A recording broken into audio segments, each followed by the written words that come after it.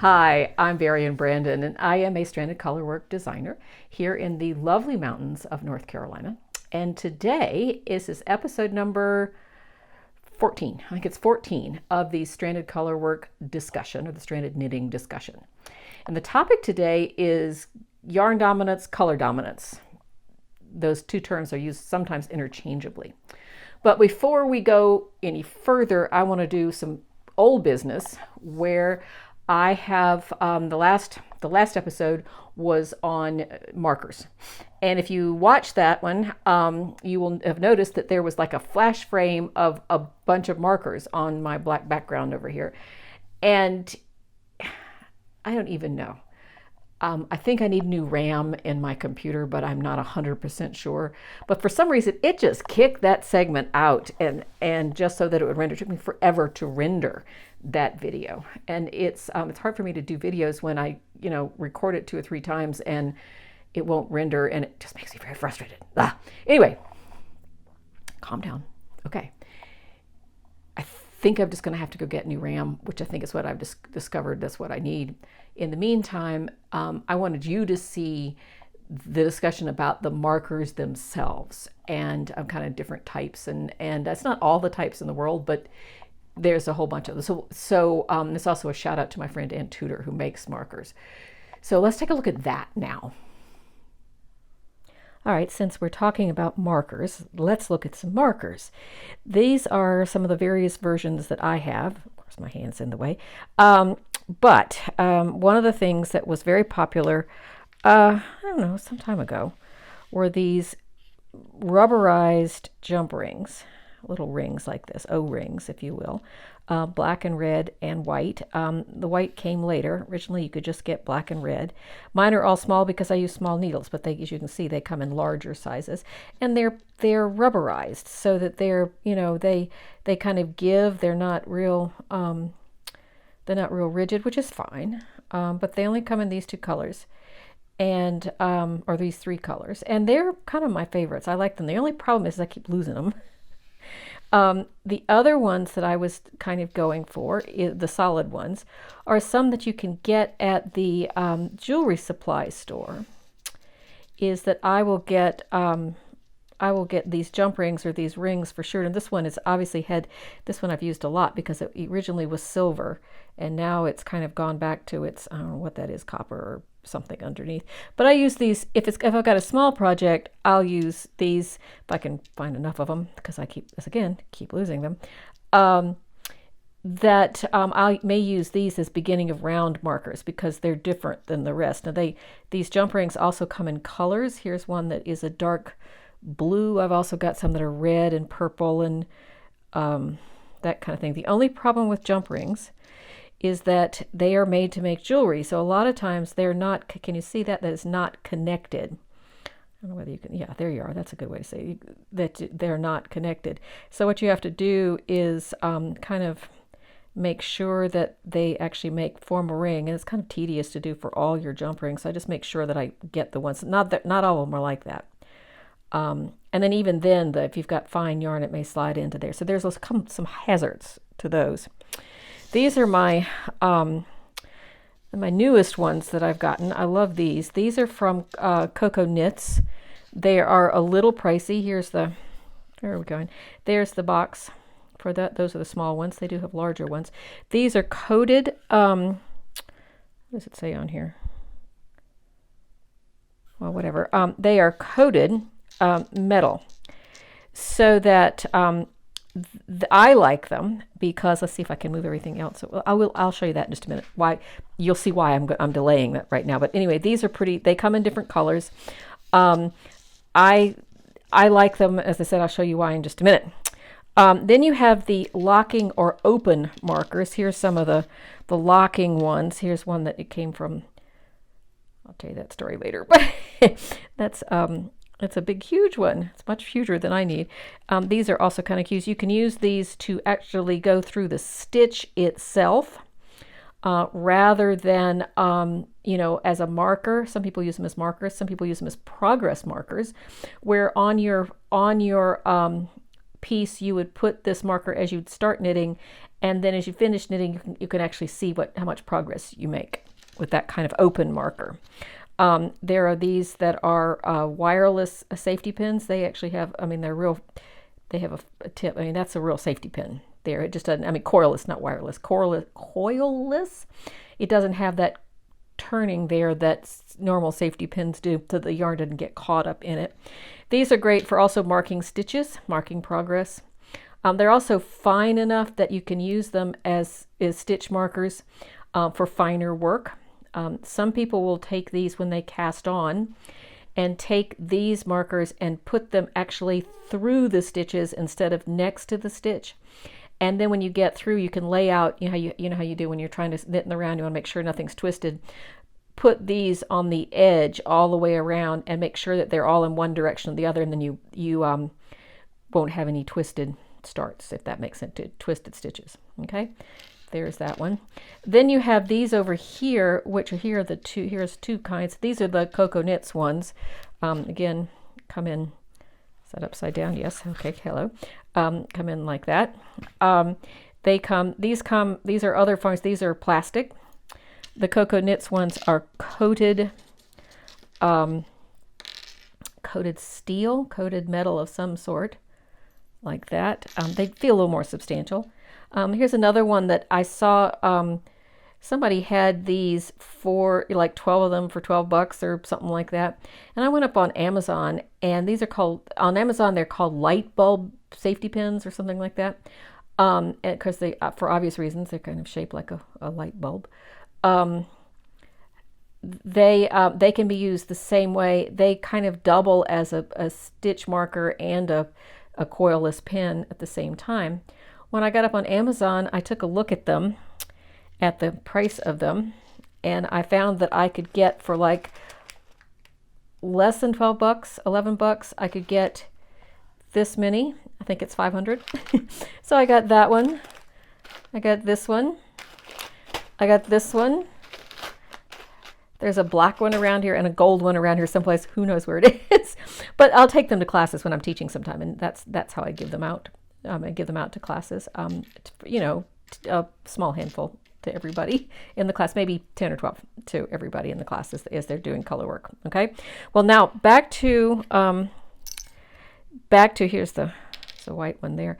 Back to why I like these. Before I do that, let me do it this way. These are obviously pins that don't have anything hanging off them. The typical, so some of the newer stitch markers have little things hanging off of them, which are just adorable. These are done by my friend Ann Tudor. This is not sponsored. She's just a good friend and a very, very talented lamp artist, and that's glass lamp artist, and heavy on the artist part. These were her first set that she did. Not this is the first design, and she would give you, I think it was 5, because I think it was 6 total, and then you get a black sheet for your start of round marker. I think they are adorable. She now does all sorts of things. If you go up to her site, Ann Tudor, she has not only animals, she has, I mean, at the beginning of the pandemic, she had toilet paper rolls. She had, she lives in Indianapolis, so she's got Indianapolis Speedway things. She's got all that kind of stuff. She also, in this bunch that she gave me, was doing Christmas stuff. She does Christmas and seasonal stuff too.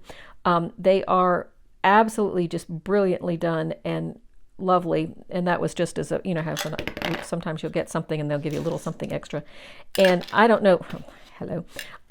I don't know whether she's still putting them in this boxes like this, but this was just a nice way to, and I'm sure others, but I know Anne, and she does brilliant work. So there's that. All right, now back to why I like the Coco Knits ones too. I love Anne's stuff, but why I like the Coco Knits ones too, because I'm constantly losing them. I am scared to death that I'm going to lose one of these. I use them and immediately put them back in that box. But watch this. This is a bowl. This is a bowl that will pick up, let's see, that's the only thing it'll pick up. That'll pick up anything that's metal. and I can run this. I love it. It's magnet on the bottom. You get these in hardware stores that the carpenters and things use them for nails and and screws and that sort of stuff. But I'll run this over my where I've been sitting, and I can pick up all my markers. Isn't that hysterical? It's very strong, and I love it because I don't feel like the Coco ones are kind of expensive. So I want to hold on to them. So I run my this I run the bowl over where I've been sitting and on the floor and everything, just to pick up anything that I may not have. So it's pretty cool. And what's more, when I take them off, I can just drop them into here, and I know they're not going anywhere because they're stuck. I also have a pair of scissors. Let's use these. The scissors, that they'll go in there too. So that's kind of neat as well. So I love this. I hope you found some use in that. If you haven't seen the whole video of the whole episode, that's episode number, I'm assuming 13. It's the one on markers. It's the last one I did. And also thanks to my friend Ann Tudor, who this is not sponsored at all. She's just a good friend, and she does beautiful, adorable work. So if you haven't seen any of her markers, I think she's AnnTudor.com, but I think you can just Google Ann Tudor. Tudor like the English kings and things. Anyway, so now we're going to talk about color or yarn dominance. And this, in order to talk about this, we have to talk about how you engage your yarns into a stitch. Okay, go with me here. If you hold your yarns, one in each hand, okay, that means that whether you know it or not, you have one yarn will be what's called the over or above yarn, and one yarn is the under or below yarns. Now, sometimes you will see people show you pictures of the back side of their knitting where you'll have the over yarn looks more like a frown and the under yarn looks like a smile. I keep looking at mine. And whether I think I've steam pressed mine or so much, I can sort of see it, but I know what I'm looking for, and I'm not sure I could help you any, but you look at the back of your yarns and you can, about your work, and you see. If you continue to do that, and if you have two yarns in one hand or two in the other hand, you designate which yarn is to be your over yarn and which yarn is to be your under yarn. Now, and then you'll get those little frowns and smiley things. If you decide that you grab your yarns to engage them always underneath the unworking yarn or always over the unworking yarn, no matter what color it is, that's the way you always do it. What you're going to end up doing is just twisting the yarns in the back, which is fine. I mean, there's a whole tradition that's what they do. I know that the English, Irish, Scottish, British tradition is to have an over and a under yarn. It doesn't matter. That being said, it doesn't matter. If you do that twisted, grab them always from the same direction, you probably won't have a yarn dominance or a color dominance issue. If you do the one yarn is the over and one yarn is the under, then you might, and it depending on what degrees, and we'll talk about that in just a second. So what we're going to look at right now is, what do? I generally keep the over yarn, which has a shorter distance to go between the last stitch and the stitch it's going to be used for. If it's an over yarn, it's got a shorter distance to go. I generally keep that yarn in my right hand. The under yarn, which has a slightly longer distance to go because it's coming from underneath, that will produce a slightly larger stitch. This is what I found. Now we'll talk in just a minute about different ways, but so that therefore it produces a slightly larger stitch, as I said. So I want to have my pattern yarn, and this may be reversed. I forget whether this is reversed for you, your the right and left. But anyway, I usually keep my pattern yarn, the yarn that is creating the pattern, in my left hand. So underarm pattern yarn in my left hand, over yarn, background yarn in my right hand, okay? Because I want the pattern stitch, which is the under yarn, to come forward to be slightly larger and therefore be more prominent or dominant, if you will, okay? Let's go look at, I'll show it and then we'll go look at it closer. I've got this right here, which is a little swatch wheel. I'll put it underneath the camera the other way, and we'll look at the difference where I did the bottom band with the yarn with the background yarn in my right hand and the foreground or pattern yarn or under yarn in my left hand. I did one panel. I did the second panel with the foreground pattern yarn in my right hand and be the over yarn, and the background yarn or the under yarn, background yarn, turn it into the under yarn in my left hand. So basically what I did is I just swapped yarns. So and we'll look, when you look at it closer, you'll see the difference between the two. So let's take a look at that right now. Okay, here is the color dominance, yarn dominance swatch. This band here is with the green, the pattern yarn in my left hand, it is the under yarn, and the purple in my right hand, which is the over yarn. So that's why I want the pattern to come forward. Now up here, as I said, is the exact same yarn, the exact same needles, the exact same chart, the exact same knitter at the relatively same time. But all I did was just swap the way I was holding the yarn. So the green or the pattern yarn I held in my right hand, made it the over yarn, so it had less distance to go, and the purple, which is the I held as the under yarn, it had further distance to go, which made it a little more prominent, so therefore the green became a little less prominent. So you can see there's a bigger space here, there takes more, so it's up to you as to which one you like better. Traditionally, this is what people do because they want your pattern to stay forward. So, but you may not like that. You may like the other one. So, and then this is the difference for my knitting, the difference between the two. Yours may be different. So we just looked at that. You saw the difference between the two bands when I knit them. And I will tell you, I think I may have mentioned it because I'm going to shoot it later, but that's okay. I'll edit it right. It'll make sense. It'll make sense. So if I didn't mention it, anyway.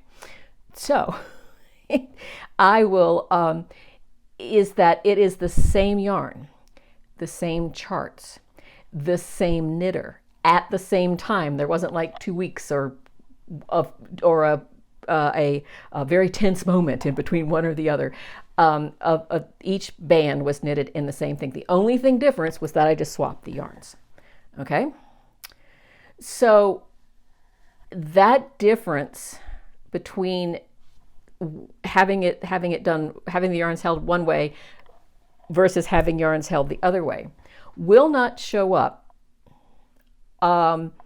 immediately. It takes about an inch for that to happen. So that so if you change one, you kind of go, I don't see it. Well, it takes about an inch for you to actually see the difference in it. And also it changes per knitter because everybody knits a little bit differently. So that brings me to the other sort of thought about this. This one thought is that this happens. It just is a thing. Some people it's worse or better depending than others. No big deal. It is. The other school of thought, which are interlaced. The other school of thought is that it's a difference of tension between the two yarns. That ideally you should have the same tension on the same, with the same yarns, whether it's in your right, hold them in your right hand, whether you hold them in your left hand, whether you hold them one hand or the other. It should be the exact same tension. There should be no difference. Now, some people may knit. I mean, some people, you get the scale between a huge difference and no difference. And, you're somewhere on that scale. I frankly don't want to look at it as if no difference is ideal and lots of difference is bad. I can't look at it that way, because everybody looks at it. Everybody does this thing. Everybody does it differently. So you just have to learn how to work with it. So what I would love to do sometime, and I might get you guys to help me if you're interested, is that what I would love to do is have everybody work the same chart with the same weight yarn, just like I did. Make a swatch just like I did, except that I would like to see if you have a two-handed knitter, stranded colorwork knitter, where if you're working with one color, you throw your Western. If you're not doing stranded colorwork, you throw. Then I want a knitter who is two colors, and if you're only working one color, if you're working a single color garment, then you are a continental knitter. Okay? And then I want somebody who holds both yarns in your right hand, and then somebody who holds both yarns in their left hand, and then somebody who drops and picks up. And drops and picks up, not twisting. Drops and picks up and consistently does under or over, depending on where you want, where you have your yarn set up. And then probably somebody who does drop and pick up and twist every single time. And you'll know if you're one of those people. That would be fascinating. And if you're interested in helping me with that, I will be more than happy to send you a chart. And it'll take an evening to do. Email me at vbrand@brandedknittingdesigns.com, and we'll just have this little experiment to see kind of how much difference we can tell between the two. But I was going to talk about the difference between, the two names, color dominance, yarn dominance. If you think about it, it doesn't matter what color it is. It really is a yarn dominance, I think. I heard an explanation that it should be one or the other. I don't remember which one it is. It's a yarn dominance because it's the yarn that's popping forward and not really the color that's popping forward. Color dominance would be if, in this case, the bright, the bright green is a little more brighter and lighter, and so therefore it comes out and is a little more dominant. And the purple is darker and steps to the back. I think that's more color dominance. The yarn dominance is actually it's a larger stitch. So there you have it. If you'd like to help me with the experiment, email me and I will send it to you, and we'll take pictures and look at them. Because that might be kind of fun to do. All right, I was just listening back to what I just recorded, and I just decided I have one tip for you. I'm gonna jump in. I know this is gonna look abrupt, but I have one tip for you that I forgot to mention. One tip: be consistent. And that's real easy to do if you've got the thing in front of you and you're working on it. But if you put something down and come back and don't remember which hand you had the yarn in or which one was the above and below, you're going to see this. You don't have to worry about any of this, none of it at all, if you are just consistent on which color, which yarn is your above yarn and which one is your below yarn. It doesn't matter whatever you choose. You may like the look of the second band of the sample swatch. It doesn't matter. Choose one and stick with it all the way through. Okay, back to the show. Anyway, thank you guys. I forget what's next in this. I don't know. I'll have to look it up. But that's yarn dominance, color dominance. I know in the blog post that goes along with this, I talk about having two yarns coming up to the edge of a table and having one have to go a little bit further, further to get to the top than the other one. And it's the same kind of thing. It's the over under or above and below, whatever you want to look at it. So All right, so you join me next time for whatever the topic is. I don't know what it is, but and we'll be there. We'll have a whole thing on whatever topic that is. So thanks, guys. I hope your day is great. I hope you are safe, and thank you so much for joining me. You can find me in all the usual places. And as always, I love hearing comments. I love knowing you're there. If you've got any questions, anything about stranded colorwork you need just to ask me specifically, email me. I don't care whether it's my pattern or not. My job is to help you join the movement of world dominance through stranded colorwork knitting. Just thought I'd tell you. Thanks, guys. Bye-bye.